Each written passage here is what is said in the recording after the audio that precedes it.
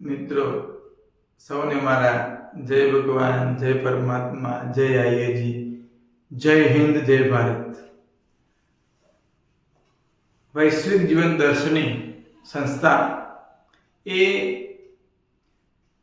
તમામે તમામ મહાનુભાવ હોય, શહીદ હોય, ભગવત સ્વરૂપ હોય, ભગવાન હોય કે વીરાંગના હોય, એ સૌને યાદ કરે છે. એમની જન્મ જયંતિ હોય, જન્મ મહોત્સવ હોય કે પુણ્યતિથિ હોય, એવા સમયે આપણે એમને સ્મરણાંજલિ પણ કરીએ છીએ અને શ્રદ્ધાંજલિ પણ પાઠવીએ છીએ.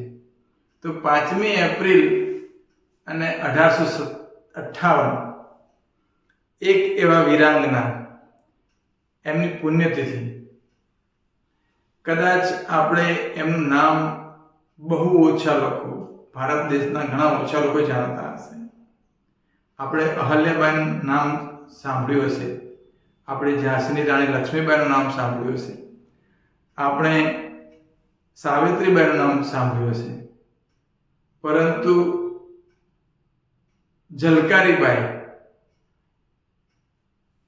અહીંયા જેમનો ફોટો છે, તસવીર છે, એ ઝલકારીબાઈ તો ઝાંસીની રાણી લક્ષ્મીબાઈના દુર્ગાદળના સરસેનાપતિ એવા ઝલકારીબાઈની વાત આજે આપણે કરવાના છે.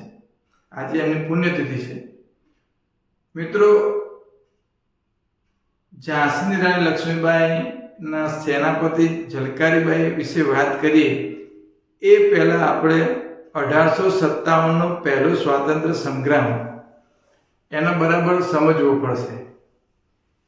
કેમ કે અહીંયા જે શહીદો છે એમાં ઘણા બધા 1857ની પ્રથમ લડાઈ, પ્રથમ સ્વાતંત્ર્ય સંગ્રામના બલિદાન આપનારા શહીદો છે. અંગ્રેજોનું રાજ હતું તો પછી સ્વાતંત્ર્ય સંગ્રામ કરવાની જરૂર કેમ પડી? સૌથી પહેલો સ્વાતંત્ર્ય સંગ્રામ આ બરાબર આપણે ભારત દેશના તમામ લોકોએ જાણવું પડશે. સ્વાતંત્ર્ય સંગ્રામ થવાના કારણો જાણવા જરૂરી છે. તો સૌથી પહેલાં એમાં એવું આવશે કે જે અંગ્રેજોની જે ખાલસા નીતિ હતી, પછી ગેરવહીવટનું કારણ સામે ધર્યો કે તમે બરાબર વહીવટ કરતા નથી તો તમે રાજ્યના અધિકારી નથી. પછી એમનું જે ધાર્મિક કારણો છે, પછી સામાજિક કારણો, આર્થિક કારણો અને સાથે સાથે લશ્કરી કારણો, આ બધાય કારણો ભેગા થયા તો પ્રજા અને રાજા બંને ત્રાસી ગયા. એટલે બધાએ નક્કી કર્યું કે હવે ગમે તે કરીને આ દેશમાંથી અંગ્રેજો જવા જોઈએ. તો એના માટે જે પ્લાન કરવા માટે, આયોજન કરવા માટે, તો કાનપુરના જે રાજા હતા નાના સાહેબ પેશવા, એક એ અને બીજા હતા અજીબુલ્લા ખાન અને ત્રીજા હતા આપણે રંગો બાપુજી. એ ત્રણ ભેગા થઈને આખો પ્લાન ઘડ્યો કે કઈ રીતે અંગ્રેજો આ દેશમાંથી જશે. એ પ્લાન મુજબ એ યોજના કેવી હતી એ આપણે જોઈ લઈએ કે ભાઈ બધા રાજાઓને એમણે ભેગા કર્યા, રાજાઓને ભેગા કર્યા અને નક્કી કર્યું કે ભાઈ 1 તારીખ આપણે નક્કી કરીએ, એ તારીખે આપણે બધા સાથે અંગ્રેજો પર હુમલો કરવાનો, એટેક કરવાનો. અને એટેક કર્યા પહેલાં શું કરવાનું એ પહેલાં નક્કી થયું. સૌથી પહેલાં એવું નક્કી કરવાનું કે આપણા દેશના રાજા, એક મેઇન મુખ્ય જે રાજા નક્કી કરવા, નેતા નક્કી કરવા. તો આખા સંગ્રામના નેતા તરીકે દિલ્હીના બહાદુર શાહ જફરને રાખવામાં આવ્યા. પછી એક પ્રતીક તરીકે સંદેશો પહોંચાડવા માટે, ગામડામાં પહોંચાડવા માટે રોટલી અને લશ્કરીમાં સંદેશો પહોંચાડવા માટે કમળનું ફૂલ, આ 2 વસ્તુ નક્કી કરવામાં આવી. આ પ્રતીકો છે એ આપણા જે પ્રથમ સ્વાતંત્ર્ય લડાઈના જે પ્રતીકો માનવામાં આવ્યા. અને 31 મે 1857ના દિવસે એક સાથે હુમલો કરવો. હવે આ એક યોજના તૈયાર થઈ ગઈ. પછી કોણ કોણ જોડાયા એ પણ જોઈ લઈએ. તો પહેલાં તો દિલ્હીના રાજા બહાદુર શાહ જફર, પછી કાનપુરમાંથી નાના સાહેબ પેશવા, ઝાંસીમાંથી લક્ષ્મીબાઈ, લખનૌમાંથી બેગમ હજરત મહલ, અને બરેલીમાંથી એક ખાન છે એ, અને ફૈજાબાદમાંથી પણ અબ્દુલ્લા ખાન, ગુજરાત આણંદમાંથી ગળબરદાસ પટેલ જે મુખી કહેવાય એ, દ્વારકા અને ઓખા મંડળમાંથી જોધા માણેક અને મુળુ માણેક, અને બિહારમાંથી કુંવરસિંહ. આ બધા જ જગ્યાએથી એક સાથે હુમલો કરવાની યોજના નક્કી કરવામાં આવી. મિત્રો, ગુજરાતની અંદર ઘણી જગ્યાએથી આ જે સંગ્રામ કરવાનો, બળવો તો ના કે બળવો અંગ્રેજો કહેતા, અંગ્રેજોને બળવો કીધો, આપણને સ્વાતંત્ર્ય સંગ્રામ ગુજરાતમાં ઘણી જગ્યાએથી નક્કી થયું. પરંતુ ગુજરાતની અંદર બહુ બધા દેશી રજવાડા હોવાથી એમણે અંગ્રેજોને સાથ આપ્યો હતો. હવે આ પ્લાનિંગ તૈયાર થઈ ગયું. પણ મિત્રો, ક્યારેક એવું બને કે એક નાનકડી ભૂલ એ આખી યોજનાને નિષ્ફળ કરી નાખે, અથવા એમાં એક એવી ભૂલ જે યોજના પર પાણી ફેરવી કાઢે, એવું બની શકે. તો હવે બને છે કેવું કે 29 માર્ચે બંગાળની અંદર બેરકપુર છાવણીની અંદર મંગલ પાંડે, તો મંગલ પાંડે ને જે કારતૂસ વિવાદ થયો અને એના કારણે વ્યક્તિગત એમણે હુમલો કર્યો અને અમુક અંગ્રેજોને મારી પણ નાખ્યા. એની અસર થઈ અને જે કારતૂસ વિવાદની અંદર અંગ્રેજોએ જબરજસ્તી કરી, તો 10મી મે ની અંદર આખા જે લશ્કરી છાવણી હતી એમણે આ જે સંગ્રામ શરૂ કરી નાખ્યો. જે 31 તારીખે થવાનો હતો એના બદલે 10મી તારીખે આ છે એ સંગ્રામ શરૂ થયો. મેરઠની અંદર આ સંગ્રામ શરૂ થયો અને એ લોકો, મેરઠના જે સૈનિકો હતા, ભારતીય સૈનિકો, એ ત્યાંથી અંગ્રેજોને હરાવી અને દિલ્હી પણ પહોંચી ગયા.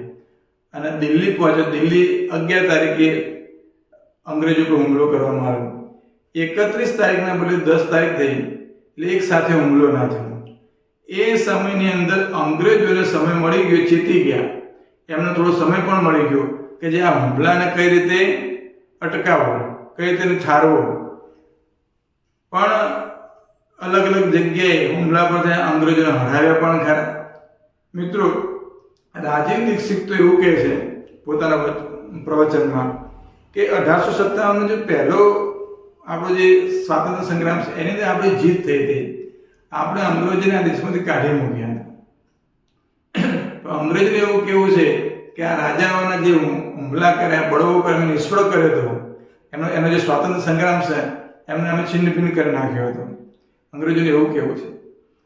અને રાજીવ દીક્ષિત એવું કહે છે પાછળથી આપણા જે દેશી રજવાડાઓ હતા એમને ફરીથી અંગ્રેજોને આમંત્રણ આપી અને એમના હાથમાં સુકાન સોંપી હતી. પરંતુ જે પણ હોય તે, જે બન્યું હોય તે, પણ અંગ્રેજો પછી પણ આપણા દેશમાં રાજ કર્યું હતું અને એટલું બધું કડકતાથી, બરાબર. અને 1857ના સંગ્રામ પછી તો ઇંગ્લેન્ડની રાણીએ જે કંપનીનો વહીવટ હતો એ પોતાના હસ્તક લઈ લીધો હતો, બરાબર. અને સીધું જ ઇંગ્લેન્ડથી આપણા દેશ પર સીધું રાજ શરૂ થયું હતું. આટલી વસ્તુ ખબર પડશે પછી આપણે જે લોકો જોડાયા હતા એની આપણે વાત કરીશું. આપણે આજે વાત કરતા હતા કે ઝાંસીની રાણી લક્ષ્મીબાઈના જે સેનાપતિ હતા ઝલકારીબાઈ, તો ઝલકારીબાઈના જીવન વિશે આપણે થોડી એમનો શું ફાળો છે એના વિશે આપણે વાત કરવા હતા. હવે આપણે જોઈશું કે ઝલકારીબાઈએ શું કર્યું હતું. ઝલકારીબાઈ, મિત્રો, ઝાંસીની મહારાણી લક્ષ્મીબાઈના બિલકુલ હમશકલ, દેખાવમાં બિલકુલ સરખા લાગે અહીંયા આપણે ફોટામાં પણ બંનેને સાથે આપણે રાખ્યા છે. તો ઉત્તર પ્રદેશના ઝાંસી પાસે ભોજલા ગામ એમનું પોતાનું વતન થાય. બાળપણમાંથી નીડર અને તાકાતવાળા અને શસ્ત્રની તાલીમ લીધી હતી. એમની જન્મજયંતિ વખતે આપણે જન્મજયંતિ વાત વધારે કરશું, પરંતુ બાળપણમાંથી શસ્ત્રની તાલીમ આપવામાં આવી એમને. પિતા હતા એમના સદોવર સિંહ, માતા જમુનાબાઈ. જમુનાબાઈ તો નાનપણથી ગુજરી ગયા હતા, એટલે પિતાએ એમને માતા અને પિતા બંનેનો પ્રેમ આપી મોટા કર્યા. બાળપણથી સાહસિક હતા, તાકાતવાળા હતા, શસ્ત્રની તાલીમ લીધી. પછી પૂર્ણસિંહ નામના તોપચી જ હતા, એમની સાથે એમના લગ્ન પણ થયા હતા. એટલે એ પણ એમને આ રીતે સાહસમાં મદદ કરવાવાળા હતા. મિત્રો, બાળપણમાં વાઘ સાથે એમના ગામની અંદર વાઘ આવ્યો હતો. તો પોતાની કુહાડીથી નાના હતા ત્યારે પોતાની કોઈ વાઘને મારી નાખ્યો હતો અને ગામમાં લોકોનો બચાવ કર્યો હતો. ગામમાં ડાકુ આવ્યા તો પણ એટલી હિંમતથી યુવાન વયની અંદર એટલી હિંમત બતાવી અને ડાકુઓને ભગાડી મૂક્યા હતા. આવા એટલા બધા એવા સાહસિક અને વીર હતા.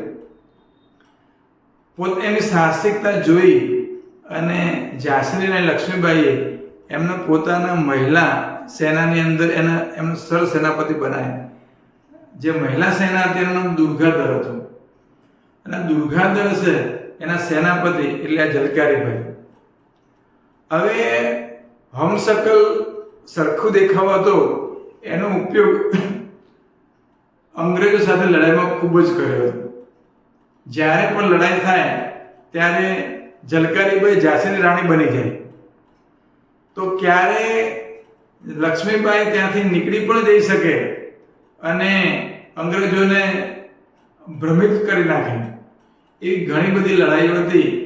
તો ઝાંસીની રાણી લક્ષ્મીબાઈ અને ઝલકારીબાઈ ભેગા થઈને અંગ્રેજોને હરાવ્યા પણ હતા. મિત્રો, જે છેલ્લી લડાઈ થઈ, તો એ છેલ્લી લડાઈની અંદર 1857નો જે પ્રથમ સ્વાતંત્ર્ય સંગ્રામ થયો અને અંગ્રેજોએ જે તાકાત સાથે યુદ્ધ કર્યું, ઝાંસી ઉપર આક્રમણ કર્યું, એ વખતે ઝાંસીના લક્ષ્મીબાઈ તો એ લડાઈમાં મૃત્યુ પામે છે, પરંતુ ઝલકારીબાઈ પકડાઈ જાય છે. તો ઝલકારીબાઈને 5 એપ્રિલે 1858 દિવસે એમને ફાંસી આપવામાં આવે છે. અને એમની જે વીરતા છે, એમની જે બહાદુરી છે, એની કદર પણ આપણા દેશના લોકોએ કરી. મિત્રો, ઝાંસીની અંદર એમના નામનું, ઝલકારીબાઈના નામનું પુરાતત્વીય સંગ્રહાલય પણ ત્યાં રાખવામાં આવ્યું છે. રાજસ્થાનની અંદર અજમેરની અંદર એમનો જે પ્રતિમા મૂકવામાં આવી છે અને બગીચો પણ બનાવવામાં આવ્યો છે. આગ્રાની અંદર પણ એમની પ્રતિમા મૂકવામાં આવી છે. સાથે સાથે લખનૌની અંદર એમના નામની હોસ્પિટલ ચાલે છે અને ભોપાલમાં પણ એમની પ્રતિમા મૂકવામાં આવે છે. ઝલકારીબાઈ વિશે તો એમના લોક સાહિત્યમાં પણ એમના ગીતો વણાઈ ગયા છે. જે દુર્ગાદળનું નેતૃત્વ કર્યું, જે તાકાત બતાવી, જે વીરતા બતાવી હતી, એના માટે તો એના માટે ગીત પણ લખાયા છે. जाकर रण में ललकारी थी वो झांसी की झलकारी थी, जाकर रण में ललकारी थी वो झांसी की झलकारी थी, मातृभूमि की रक्षा अर्पण, मातृभूमि की रक्षा अर्पण मरने वाली वो नारी थी. જે રીતે લક્ષ્મીબાઈ વિશે પણ કવિતાઓ લખાય છે, તો આવું લોક સાહિત્યમાં ઝાંસીમાં પણ એમને યાદ કરે છે લોકો. ઝાંસીના લોકો તો નહીં, પણ જનરલ હ્યુ રોઝ, જે સેનાપતિ, જે ગવર્નર હતા, એમણે તો શું કીધું હતું કે ઝલકારીબાઈ જેવી સ્ત્રીઓ જો ભારત દેશમાં 1% પણ જો તૈયાર 1% પણ થઈ જાય, પાગલ થઈ જાય, એમણે પાગલ શબ્દ આપ્યો હતો કે જો 1% સ્ત્રીઓ જો પાગલ થઈ જાય, પાગલ મત તો દેશભક્તિની અંદર ડૂબેલી આવી થઈ જાય તો આ દેશમાં આપણે રહેવું શક્ય નથી, આપણે રહી નહીં શકીએ, આપણા દેશ છોડીને જવું પડશે. એમના માટે લોકગીતો પણ બન્યા છે, એમના માટે લોક સાહિત્ય પણ બન્યું છે, અને કોરી કન્યા નામનું સંબોધી અને એમની બહાદુરીને યાદ કરવામાં આવે છે. એટલે મિત્રો, ઝલકારીબાઈ જેવી સ્ત્રીઓ, જેવી વીરાંગનાઓ ને પણ આપણે એમના જન્મ દિવસ હોય કે પુણ્યતિથિ હોય એમને યાદ કરવું જોઈએ. તો ઝલકારીબાઈની જય સાથે જય હિન્દ, જય ભારત.